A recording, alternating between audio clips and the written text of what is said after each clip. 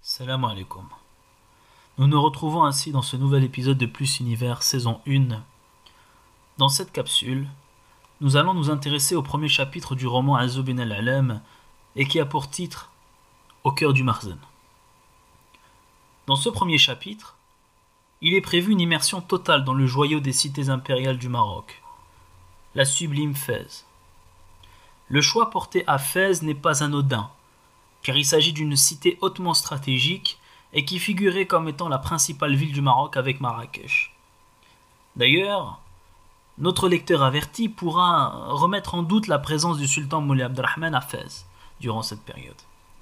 Je le sais bien, mais mon objectif dans cette ouverture est de plonger le lecteur au cœur du noyau marocain, de son côté le plus mystérieux et de sa grandeur qui a su lui forger le principe de l'identité nationale et marocaine. Fès est un bijou que l'on continue de porter et que l'on doit préserver. Ainsi, dans ce premier chapitre, notre lecteur entre par Bab Boujloud. Il est prévu un certain itinéraire afin de mettre en avant cette cité millénaire avant d'atteindre très naturellement le Dar al-Marzen, lieu d'exercice du pouvoir dans notre roman. Pour accompagner notre lecteur dans une lecture aisée, il faut par conséquent commencer par définir ce qu'est le Marzen. Attention, aujourd'hui ce mot est utilisé et employé de manière déformée, car à ce jour, le Marzen n'existe plus sous sa forme et sous sa définition que l'on connaît de lui. Il a disparu lors de l'avènement de la monarchie moderne au Maroc et s'est effrité avec les différentes réformes. Sa coquille reste néanmoins employée dans le dialecte, mais aujourd'hui sa vocation et sa définition sont entièrement détournées et étouffées par le droit administratif moderne. Étant donné que notre récit démarre en 1830, il est nécessaire de définir le Marzen dans son contexte historique.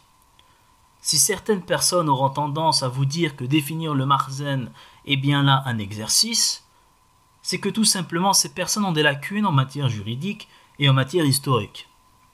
Car il s'agit bien évidemment d'une institution qui nécessite, par conséquent, une définition purement juridique associée principalement à l'histoire du droit. Le Marzen symbolisait l'administration marocaine, dans un ancien régime marqué par la figure suprême du sultan. Ainsi, le Marzen procédait aux mesures de police que l'on connaît avec notamment le maintien de l'ordre, ou encore la collecte des impôts en ce qui concerne les finances de l'État marocain. Tout ceci sans omettre naturellement l'application du droit musulman. Par conséquent, l'étude du Marzen doit revenir aux confrères historiens et ceux de la matière du droit administratif, afin d'étudier en profondeur l'organisation, les agents, les différentes réformes et, in fine, sa vocation. Au niveau de la définition administrative et de sa division, cela dépend des périodes, mais dans notre contexte, on retient des personnages tels que des gouverneurs, des pachas, des caïds et plein d'autres. Et dans le cadre de la division militaire, ou au sens général des mesures de police, on retrouvera principalement des tribus jiches avec une organisation propre. L'administration marocaine est complexe, et l'administration marocaine dans l'Ancien Régime avait une vocation intégrante des structures étatiques, puisqu'elle avait le contrôle des mesures de police, de la justice et des finances. C'est là qu'on retrouve le cœur de l'administration. Le cœur de l'administration, au niveau le plus local, et dans la seconde partie de notre livre, un exemple sera porté sur les Iznasen, les Bni Iznasen, qui se situent actuellement, la zone géographique étant celle de l'Oriental, la région de l'Oriental. Donc, on rentrera aussi dans ce relais local, et il sera inutile de chercher une décentralisation car on parlera alors ici d'administration relais. Ce relais s'établit à travers le Bacha dans un premier temps en ce qui concerne l'ordre au sens général. Il représente ainsi le Marzen au niveau local. Il a pour mission principale de s'assurer de la collecte des impôts, de la sécurité, de l'application des peines et de l'exécution des jugements. Le pacha n'était pas le seul, il pouvait être assisté par des mqaddam, on peut également trouver notamment des caïds. Concernant les marchés et l'activité notamment commerciale, l'agent en charge de la régulation était le muhtasib, Ainsi, il pouvait exercer ses prérogatives de contrôle afin de protéger les marchés et structurer les échanges. Lui aussi n'était pas seul et pouvait être assisté par des oumanans. Pour revenir au caïd, ses prérogatives se retrouvent davantage au niveau local, issu généralement d'une tribu où il va exercer. Il va ainsi s'occuper de l'ensemble des prérogatives de l'administration au niveau local, c'est-à-dire des tribus, et c'est là qu'on le retrouve à ses côtés les fameux cheikhs, qui sont connus aujourd'hui sous le terme de cheikh al-Huma.